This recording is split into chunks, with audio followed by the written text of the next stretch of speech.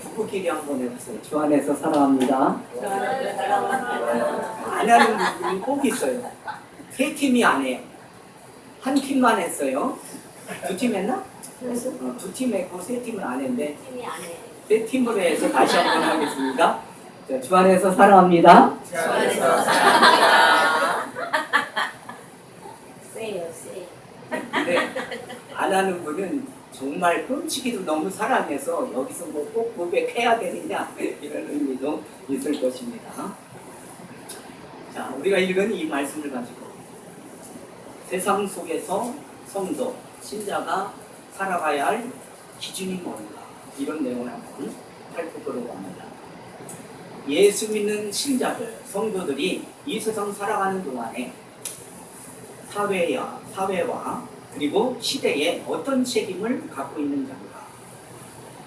책임에 대해서 말할 때는 대부분 성도들은 초월적이고 그리고 신비적인 어떤 기대의 신앙생활을 자꾸 하려고 합니다. 우리는 초월적인 신비적인 신앙의 자리에 있지 않습니다. 예? 이거 잘 이제 오늘 우리가 우리의 불만 토로하는 것도 다 맞아요. 여러분, 우리 예수 믿고 난 다음에 다 사람이 그냥 온전히 쫙 바뀌어서 뭐 늘 그 입에서 좋은 말만 하고 뭐 행복한 언어만 행사하고 막 그러지 않아요? 그렇게만 기대하면 신비적인 신앙생활로 갈 수 있습니다. 그렇지 않다는 거죠. 예수 믿는 신자와 불신자의 차이는 초월이 아니에요. 초월이 아닙니다. 그래서 우리는 초월의 신앙이 아닙니다. 초월의 신앙이 아닙니다. 여러분, 이 부분을 이렇게 이제 예를 드시죠. 예수 믿는 사람 밤에 갈 때에도 막 빛이 막 나고 그러지 않아요. 예. 또 비가 와도 예수 믿는 사람은 비를 안 맞지 않아요. 비 맞습니다. 근데 우리는 그렇게 되기를 바래요. 예? 밤에 지나다닐 때도 그냥 어두운 길도 하나님 빛을 착 조명해서 돌에 부딪히지도 않고 전봇대에 부딪히지도 않고. 전봇대 부딪히는 밤에 부딪히는 이유는 무엇입니까? 술 먹어서 그렇습니다. 술 잔뜩 먹고 그냥 앞에 탁 서 있으면 이게 안 비켜면서 그냥 막 전봇대를 막 봤잖아요. 피가 막 나는데도 몰라요. 깨어 있으면 되는데 초월의 신앙으로 가려고 하면 안 된다는 겁니다. 그럼 또 한 예를 이렇게 들 수 있죠. 우리가 운전을 하다가 자동차 사고 났어요. 네. 믿는 우리는 다치지도 않고 믿지 않는 사람만 다친다. 그런 초월적인 대우하지 않습니다. 예, 절대 그렇지 않아요. 혹 그런 일이 일어나면 하나님 우리에게 경고하고 있는 겁니다. 예? 왜 다치지 않게 해주셨는가를, 예? 그 의미에만 두지 않고 결론을 가지고 있어야 되는 겁니다. 그 참 신앙의 우리의 자리에 요구되는 겁니다. 자, 그래서 우리는 생명과 진리로 말미암아 거룩한 자들입니다. 생명과 진리로 거룩한 자들입니다. 그래서 하나님의 자녀가 되고 난 다음에 성도된 표가 뭐냐 이렇게 말할 때는 초월적인 그런 신앙, 없는 빛이 막 비춰지고 다치지 않고 뭔지 다 형통 그런 신앙이 아니라 하나님을 내가 알았다는 거죠. 하나님을 알았다는 거죠. 이 알았다는 것은 하나님을 지금 내가 믿고 있다는 겁니다. 네? 하나님을 믿고 있는 겁니다. 하나님이 나를 그래서 아신다는 거예요. 나를 아신다는 거예요. 나를 아신다는 것은 우리가 이 세상 살아가는데 형통한 복을 주신다는 그 아심이 아니라 우리가 어떤 존재였고 어떤 존재에서 구원받은 자인가를 하나님이 알고 우리를 끌어가시는 중입니다. 초월적이지 않고. 그래서 하나님 자녀로 부름받은 자라는 것을 우리는 아는 겁니다. 그래서 하나님이 내 생명을 지금도 지키고 있구나. 그러니까 하나님 자녀들은 영원히 죽지 않는 자리로 간다. 그리고 그래서 이 땅에서 병도 안 들고 이런 얘기는 하는 게 아닙니다.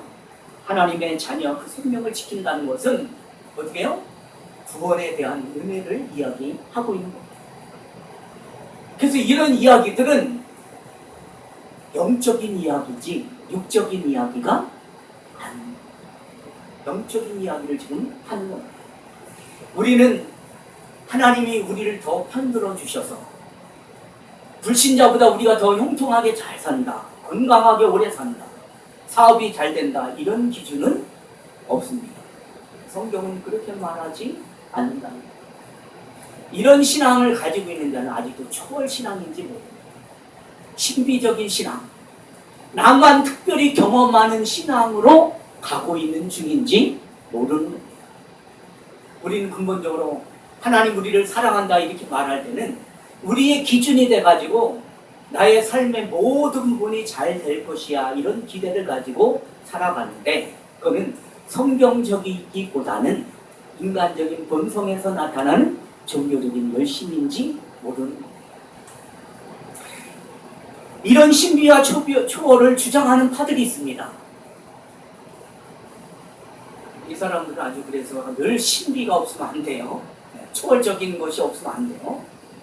오늘 우리가 이제 매주 첫 주마다, 매달 첫 주마다 우리는 성찬식을 거행하는데, 우리는 이 성찬식을 거행할 때마다 성찬식의 의미를 늘 되새깁니다.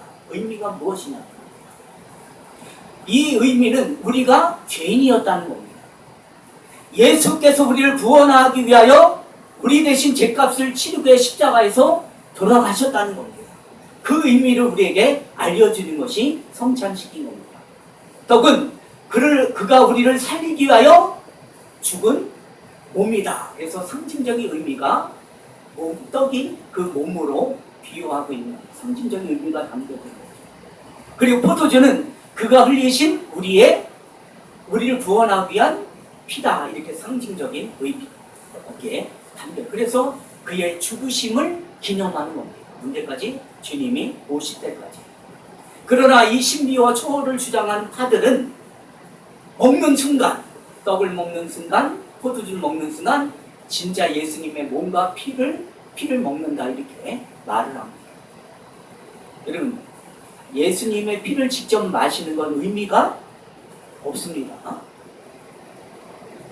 그래도 요즘에 피를 먹는 사람들이 있잖아요. 제가 아는 사람이 주일학 부장 집사였는데, 제가 이제 결혼하기 전에 아는 근데 그분이 사슴피를 먹으러 갔더라고요. 먹고 난 다음에 와서 저한테 그러더라고요. 내가 그거 괜히 먹었다. 그렇게 하고 그 이튿날부터 그 얼굴에 막 꽃이 피기 시작하더라고요. 그게 뭐 반응인지 난 모르겠지만, 여러분 예수님 피를 마신다고 여러분 특별한 의미가 있습니까? 예? 포도주보다 피를 더 마시는 게 의미가 있습니까? 그렇지 않나요? 그럼 예수님 매일 죽이시고 매일 우리가 예수님 피를 마셔야 되는 거 아닙니까? 예? 예수님의 몸을 우리가 진짜 우리가 인육을 먹는다. 요즘에 보니까 뉴스에 참 괴상한 뉴스가 나오더라고요. 예? 20년 동안인가 무수히 사람이 인육을 먹었더라고요. 예? 뭐에 절여놓고도 어디에 보관해놓고도 막 사람을 잡아먹었더라고요. 참 무섭죠. 근데 초월적이고 신비적인 신앙을 가진 사람들은 그렇게 생각한다. 그러면은 이 성찬식 할 때마다 그곳은 그 초월 신비적인 그 파들은 매일 예수님을 죽이시는 겁니다. 기념이 아니에요. 실체적인 겁니다. 이 성찬식은 예수님이 우리를 위하여 죽으신 것을 기념하는 겁니다. 그 이상 그 이하도 아니에요. 네? 너무 초월적으로 가면 안 된다. 우리를 위하여 예수님이 죽으실 수밖에 없었다는 것은 우리를 통해서 하나님 앞에 죄인인 것, 내가 죄인인 것과 이 죄를 다른 방법으로 씻을 수 있는 방법이 없다는 것을 우리에게 알려주는 겁니다. 다른 방법이 없어요. 그래서 예수 외에는 이렇게 말합니다. 그리고 그 죄를 씻기 위해서 하나님이 예수 그리스도를 보내셔서 우리를 향한 하나님의 사랑이 분명하게 보여준 것을 이 예식을 통해서 우리에게 보여지는, 눈으로 보여진 하나님 말씀이다 이렇게 말합니다. 그래서 성경은 이 부분을 굉장히 중요하게 이야기하고 있습니다. 근데 그렇게 신비적으로 초월적인 신앙의 사람들은 실체적으로 변한다 이렇게 말합니다. 그래서 종교개혁이 일어난 겁니다. 하나님의 하나님 되심을 잘못 알고 증거하는 것 때문에 성경을 읽다 보니까 이게 아니구나 해서 종교개혁이 일어난 겁니다. 부패해서 면죄부 팔아서 종교개혁이 일어나는 것보다는 오히려 하나님의 하나님 되심의 말씀이 바르게 증거되지 못하는 한 종교개혁이 일어나는 겁니다. 하나님은 초월적인 모습으로만 하나님 되심을 말하지 않습니다. 일반적인 자연 속에서도 하나님 얼마든지 하나님 되심을 말씀하고 있는 겁니다. 하나님은 저녁 요일을 통해서 우리에게 하나님을 보여주고 계십니다. 아카시아 향기를 날리면서 우리에게 하나님 되심을 말씀하고 있는 겁니다. 개혁신앙은 그런 자리에 있는 겁니다. 초월적이잖아요. 아카시아 향기가 믿는 사람에게만 향기 나는 게 아니라 믿지 않는 사람에게도 그 향기가 다라는 겁니다. 초월이니 자연이니 이 말은 누가 만들어낸 겁니까? 인간이 만들어낸 겁니다. 인간의 생각에 깊은 것을 어떤 것을 사실에 대해서 이렇게 해서 잘 안 되는 어떤 확인이 되는 건 초월이다 이렇게 말해요. 그리고 이해한 건 내가 이해한 건 자연이다 그래서 감동시킵니다. 그리고 초월도 누구의 뜻에 있습니까? 하나님 뜻에 있습니다. 초월적이라는 자연도 하나님 뜻에 있는 겁니다. 예? 초월은 하나님의 뜻이고 자연은 인간의 어떤 알아갑니다. 그렇게 말하면 그건 안 된다는 겁니다. 기적도 그래서요. 기적도 자연도 하나님이 두 편 다 하나님이 사용하는 통치의 영역인 겁니다. 우리는 하나님의 통치 방법 중 우리가 알고 있는 것은 자연이라 부르고 우리가 이해하지 못하는 것은 초월이다 이렇게 말합니다. 그렇지 않습니다. 하나님 쪽에서는 기적 아무것도 아니에요. 기적도 자연도 다 하나님이 통치 영역에 있는 겁니다. 하나님은 마음만 먹으시면은 무엇이든지 다 하실 수 있는 겁니다. 무엇이든지 지금도 하실 수 있는 분이시고. 자, 로마서 다시 봅니다. 로마서 오늘 본문을 같이 읽어봅니다. 11절부터 14절. 자, 초월이 아니라는 것을 우리에게 지금 가르쳐 주는 겁니다. 읽습니다. 시작. 또한 너희가 이 시기를 알거니와 자다가 깰 때가 벌써 되었으니 이는 이제 우리의 구원이 처음 믿을 때보다 가깝습니다. 밤이 깊고 낮이 가까웠으니 그러므로 우리가 어둠의 일을 덮고 빛의 갑옷을 입자. 나대와 같이 단정히 행하고 방탕하거나 술 취하지 말며 음란하거나 호색하지 말며 다투거나 시기하지 말고 오직 주 예수 그리스도를 옷 입고 정욕을 위하여 육신의 일을 도모하지 말라. 우린 지금 밤에 살았던 밤에 살았던 사람들, 어둠에 있던 사람들이란 말이에요.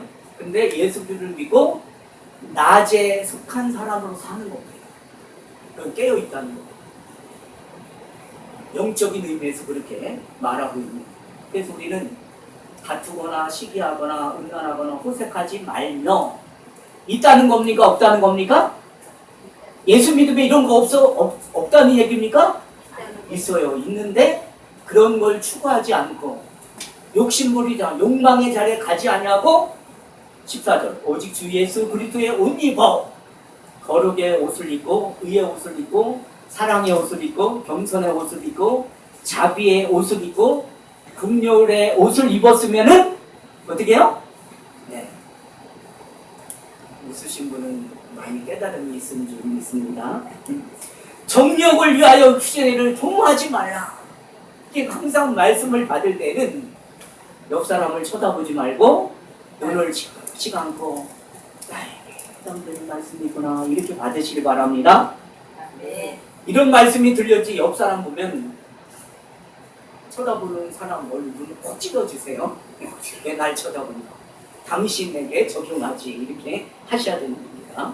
예. 초월적인 신앙이 아닌 우리에게는 어떻게 해요? 우리에게 현실 속에서 우리가 감당해야 할 자리가 있다는 겁니다. 기적으로만, 이적으로만, 신비한 일로만 우리의 신앙이 만들어지지 않는다는 겁니다. 이 신비적인 신앙은, 기적적인 신앙은 항상 기준이 이렇게 우월감으로 가지고 있습니다. 나는 너와 달라. 뭘 달라요? 그 사람이 나나 그 사람이나 하나님 앞에 똑같은 죄인이에요. 모순 덩어리로, 부패 덩어리로 살아가는 사람이라는 거죠. 그러니까 육신의 일을 도모하지 말라는 거예요. 육신의 일을 도모하지 말고. 네? 오직 그리스도의 옷 입고 우리가 어떻게 살아야 되는가. 우리 성도들이 하나님 앞에 받는 모든 기적들, 그 기적은 기적 그 자체에 의미가 있지 않아요. 야, 난 저 사람과 달라. 그 의미가 아니에요. 오히려 예를 들면 여러분 고속도로를 가다가 어디 불렀어요. 여러 번 세 바퀴 불렀는데 정말 살아났어요. 여러분 그러면은 그 의미가 아무것도 없는 거예요. 그 결과가 있어야 되는 거예요. 하나님이 왜 오죽하면 그렇게 하셨을까라고 우리는 그 의미를 가지고 결과의 자리에 가요. 그래서 우리는 어떤 초월적인 것, 어떤 경험적인 사건들이 일어나면 항상 나를 돌아봐야 돼요. 나를 돌아봐야 돼요. 그래서 성도들에 일어나는 모든 체험들은 그것이 자연적인 것이든 초월적인 것이든 그 사람에게 이런 결과를 낳았습니다. 이렇게 고백이 돼야 됩니다. 이런 결과. 다시 말하면 하나님 앞에 자신의 위치를 확인받는 겁니다. 그래서 그 확인받는 보통 문제의 가장 큰 문제는 뭐예요? 내가 얼마나 하나님 앞에 죄인인가를 깨닫는 거예요. 여러분 이런 거 많이 해보지 않으세요? 내가 실수하고 내가 잘못해가지고 어떤 결과가 나쁘게 할 때 막 우리 회개하잖아요. 하나님 이것만 이제 잘 해주시면 제가 열심히 하나님 믿겠습니다. 그런 결과로 가잖아요. 그죠? 계속 반복돼서 문제지. 그죠? 또 가다가 내가 죽을 수밖에 없던 환경인데 하나님 살려주셔서 그러면은 그거 의미로만 부여하면 안 돼요. 그걸 통해서 결과를 가지고 있어야 돼요. 아멘. 의미만 가지고 있으면 그건 초월적인 신앙으로 가서 결국은 난 너와 달라. 다른 게 뭐가 있어요? 다르죠 항상. 곰모양 거꾸로 매 그 자리에 있는 거죠. 그래서는 안 된다는 거죠. 그렇죠? 그러면 안 된다. 기적이 도입되든 일반적인 형태든 그 결실을 낳는 하나님 앞에서 나를 어떻게 부르시고 있는가? 아직도 왜 이런 기회를 주셨는가? 저는요, 여러분이 기적 얼마나 많이 경험하고 있습니까? 그죠? 여러분 기적 없는 사람 누가 있어요? 다 기적 있잖아요. 저는 예전에 그 어릴 때 신앙도 믿음도 없을 때 그 현신의 권사님 부흥회 가서 저는 오른쪽 다리도 고쳤잖아요. 여러분 다친 거 그때 당시는 어릴 때 고친 것만 부각시 있어요. 의미만 가지고 있었어요. 근데 그 과정을 통해 그 결론은 나중에 깨닫고 나서 야. 근데 여러분 그 초월적이고 신비적인 걸 가지고 제가 여러분 목회에 적용합니까? 한 번도 그거 하지 않잖아요. 예? 그러면 어때? 난 너와 달라 이렇게밖에 안 돼요. 하나님 앞에서는 누군 달라가 아니에요. 다 똑같아요. 그 가운데 우리는 예수를 통하여 구원받고 제사함을 받고 사제칭의 새 생명을 얻은 하나님의 자녀가 된 이 은혜, 이 관계, 이 결론, 이 관계만 우리가 지금 유지하고 가는 거예요. 그 은혜가 우리에게 풍성히 와 다 있어야 됩니다. 의미만 가지고 있어요.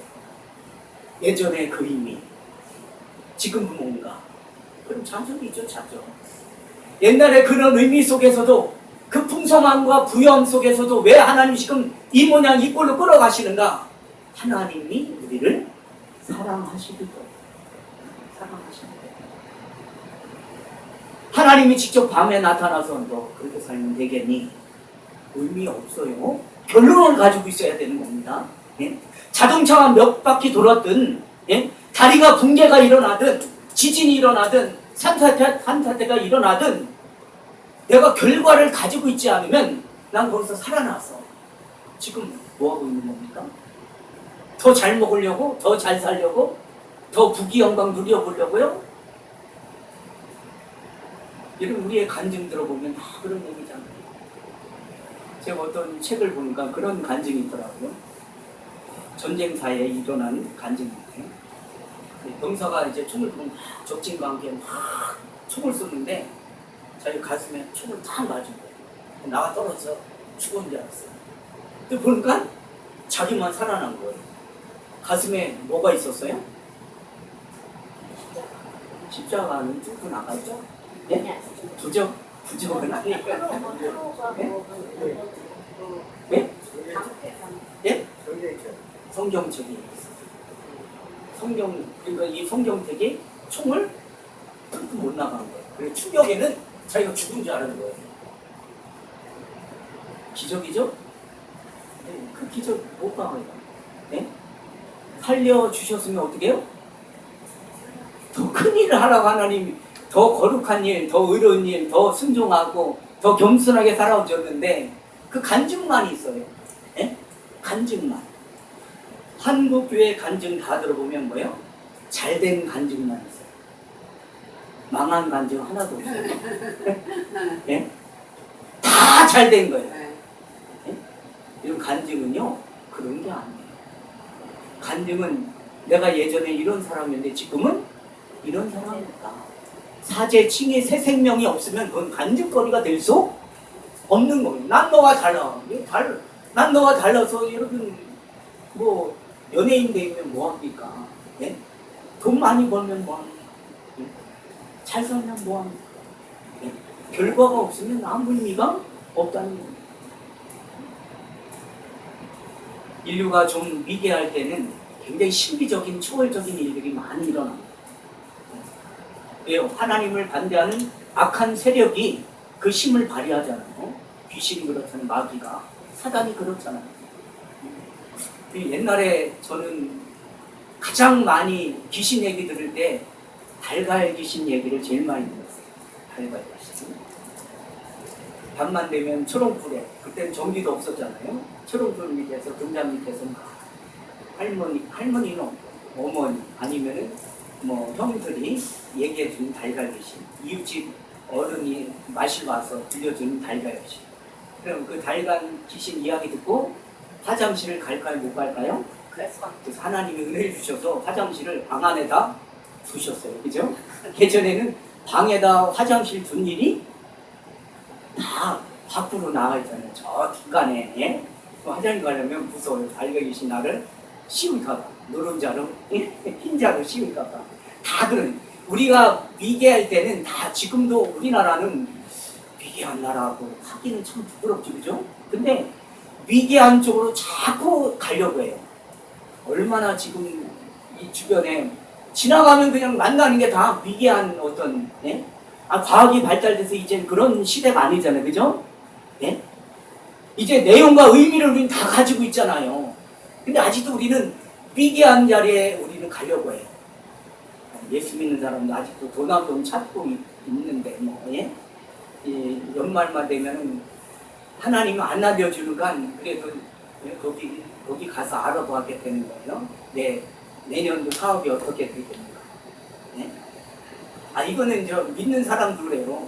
교회 내년에 부흥 될 것 같으면 예수무당 찾아가는 그 일이나 뭐 그렇게 가나 뭐 그렇게 느낌이 됐죠. 우리의 관심은 온통 예수 잘 믿으면 뭔가 좋은 결과가 있어질 것이다.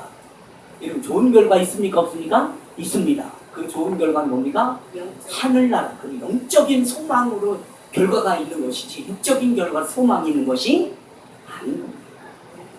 그래서 정당한 신앙의 자세는요, 신앙에는 언제나 하나님과 하나님 앞에서 내가 어떤 인간인가 그걸 깨달아야 됩니다. 그냥 무슨 뭐 유익이 있을까, 무슨 뭐 어떤 의미가 있을까, 인본적인 차원으로 가지 마시고 이미 여러분 너무 우리가 많이 받아서 그걸 제대로 못 쓰고 있는데 더 받아서 더 못 쓰고 자리에 가면은 그거 안 되잖아요. 이미 받은 걸 가지고도 넉넉히 살아갈 수 있는 그런 은혜가 있어야 됩니다. 우리가 교리 공부할 때도 말씀드렸지만 우리는 할 수만 있다면 나를 위해서 쓰기보다 누구를 위해서 써야 됩니까? 나를 위해서 써야 되죠. 남을 위해서 쓰면 안 되고, 우리는 할 수만 있다면 남을 위해서 사는 사람이 돼야 됩니다. 남을 위해서 살았던 표본이 누구십니까? 예수님이시잖아요. 예수님은 우리를 위하여 십자가에 죽으셨다. 우리도 그렇게 그 길을 가야 되는 겁니다. 우리도 그렇게 가야 됩니다. 하나님이 우리를 깨우치기 위해서는 여러 방법 사용할 수 있습니다. 하나님 어떤 방법으로도 사용할 수 있습니다. 예를 들면 그것이 기적일 수 있습니다. 초자연적인 그런 어떤 체험일 수 있습니다. 또 어떤 자연적인 방법일 수도 있습니다. 그 모든 것들을 우리를 깨우치기 위한 하나님의 은혜의 선물인지 모릅니다. 근데 결과를 전혀 가지고 있지 않는다면, 의미만 가지고 있다면 우리 신앙선은 굉장히 더디게 나가게 되는 겁니다. 그리고 모든 세상 사회에서 그 사상과 흐름은 하나님 빼놓고 가잖아요. 하나님 없이 가잖아요. 내가 어떻게 사는 것이 더 의미 있는가? 내가 어떻게 사는 것이 더 보람 있는가? 그래서 모든 문제 앞에 다 자기 자신을, 자존심을 내세우잖아요. 자기 자존심을 세우고 자기 교만을 채우고 다 자신을 확인하는 쪽으로만 인본적으로 가지 않습니까? 오늘 우리가 읽은 이 로마서 13장은 우리가 사회적인 차원에서 얼마나 책임을 회피하는 사람인가를 경고하고 있는 겁니다. 오늘날 미디어를 통해서 우리가 접하는 모든 소식, 믿지 않는 사람들의 이야기로만 나오니까 그렇지 않잖아요. 우리가 신앙생활을 하면서 하나님 자녀가 되고 난 다음에 우리가 어떤 결과적인 삶으로 나아갑니까? 분명히 말씀드리면 도덕적이고 윤리적인 삶으로 나아갈 수밖에 없습니다. 근데 그렇게 나아가지만 우리는 우리 자신을 드러내기 위하여 그런 자리에 가지 않는 자입니다. 세상 사람은 자기를 증명하는 자리에 나갑니다. 그럼 우리는 도덕적으로 윤리적으로 사는데 우리를 증명하는 자리로 가는 것이 아니라 그 말씀 자체는 하나님의 명령이기 때문에 하나님 말씀 앞에 순종하며 나아가는 자리일 겁니다. 그런 사람은 그래서 겸손해질 수밖에 없는 겁니다. 예수님 십자가에 못 박힐 때 많은 군중의 사람들이 뭐라 말했는지 아십니까? 남은 구원하였을 때 자기는 구원하지 못합니다. 이렇게 말합니다. 네가 나사로를 살리고 많은 병자들을 구원하고 병을 고치고 그렇게 했는데 왜 너 자신은 십자가에서 내려오지 못합니까?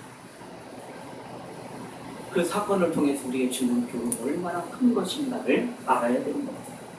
우리는 분명히 삶 속에서 우리가 만나는 모든 사람들 앞에 사망으로 구원받고 죄에서 구원받은 하나님의 자녀였던 표식을 갖는 자로 살아가고 있는 중인 겁니다. 그래서 우리는 그런 은혜의 삶을 살고 있지만 우리에게 나타난 결과들은 굉장히 어렵잖아요. 우리가 가는 믿음의 길을 방해하면 하나님이 그 사람을 그 자리에서 즉각 해결해 주지 않잖아요. 우리가 무슨 말을 하는데 방해하면 하나님이 그 사람의 입을 봉합니까? 그렇지 않잖아요. 사도행전을 아무리 살펴봐도 그런 역사가 없더라. 감옥에 보내면 감옥에 가서 매를 맞고 고난을 받더라. 물론 풀려나는 경우도 있지만 기독교 2000년 역사를 보면서 어떤 성도들이 형통한 삶을 살았다 이렇게 말하는 구절은 거의 찾아보기가 힘든 겁니다. 여러분이 존경하는 인물이 누구입니까? 구약의 어떤 인물을 존경하고 신약의 어떤 인물을 존경합니까? 그 존경하는 인물을 한번 찾아보십시오.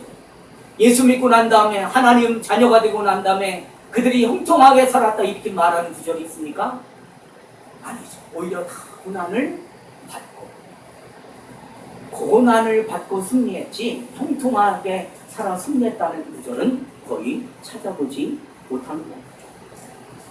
성경은 바로 이 미묘한 문제의 해답을 우리에게 가르쳐주고 있지 않습니까? 너희가 세상에 나가 살 때 자신이 신자라고 큰소리치며 형태화할 때에 모든 것이 다 우리 뜻대로 이루어지는 것을 경험해 보았습니까? 그렇지 않았습니다. 우리가 기대한 만큼 결과를 가졌습니까? 그러지도 않았습니다. 모든 사람이 볼 때는 그저 윤리적으로 도덕적인 사람처럼 행동했을 뿐인 겁니다. 그러나 그것은 우리의 의와 거룩함으로 죄를 물리치고 하나님의 거룩함을 따라 사는 최소한의 모습이었던 것입니다. 모습. 야, 저 사람 참 착하게 살아. 저 사람 참 성실하게 살아. 그걸 자기 치장으로 하지 않는다는 거예요. 우리는 적어도. 세상 사람들은 그렇게 치장하면서 뭔가 더 좋은 결과를 얻기를 바라지만 우리는 더 나쁜 결과에 자리 갈지언정 우리는 그걸 나의 치장으로 삼지 않는다는 거예요. 왜요? 하나님의 명령에 따라 사는 사람이기 때문에. 사람들이 우리에게 물을 것입니다.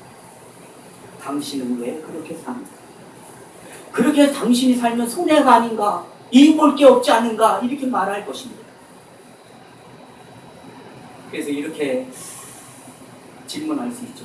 여러분, 이 땅에 우리가 신자가 되고 난 다음에 하나님의 자녀가 되고 난 다음에 손해를 많이 봅니까? 이익을 많이 봅니까? 정답은 아는 게 중요하지 않아요. 어떤 사람은 분명히 부자예요. 돈을 많이 가지고 있는데 자기를 위해서는 조금도 못 써요. 참. 근데 남을 위해서는 참 잘 쓴 사람이 있어요. 근데 반면에 돈을 많이 가지고 있는데 남을 위해서는 전혀 못 쓰고 자기만을 위해서 쓰는 사람. 가난한 사람은 맞죠. 그렇게 가난한데 자기를 위해서는 못 쓰고 남을 위해서 쓰는 거예요. 우리가 어떤 이야기를 듣고 어떤 소식을 듣고 그게 마음 쓰지 못하면 그 자체가 죄입니다. 그래서 신앙생활은 어려운 거예요. 그런 얘기 하나님 오늘은 한 번도 안 듣게 해주세요. 사람 안 만났는데요. 누가 저한테 그런 얘기를 해주시더라고요. 사람 많이 만나는 것이 힘든 일이다. 정말 명언인 것 같아요. 사람을 많이 만나는 것이 힘든 일이에요. 근데 여러분, 그렇다고 그 자리를 피해갈 수 있습니까? 피해갈 수 없는 거죠. 피해갈 수 없는 거죠.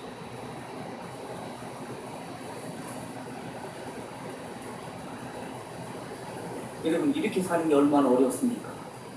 매일매일 충성스럽게 하며 죄를 피하면서 거룩하게 살아간다. 얼마나 이 자리가 힘듭니까? 그렇게 산다고 남들이 또 알아주지도 않아요. 알아주지 않은 건 힘들어요. 그죠? 알아주면 힘이 나는데 알아주지도 않는단 말이에요.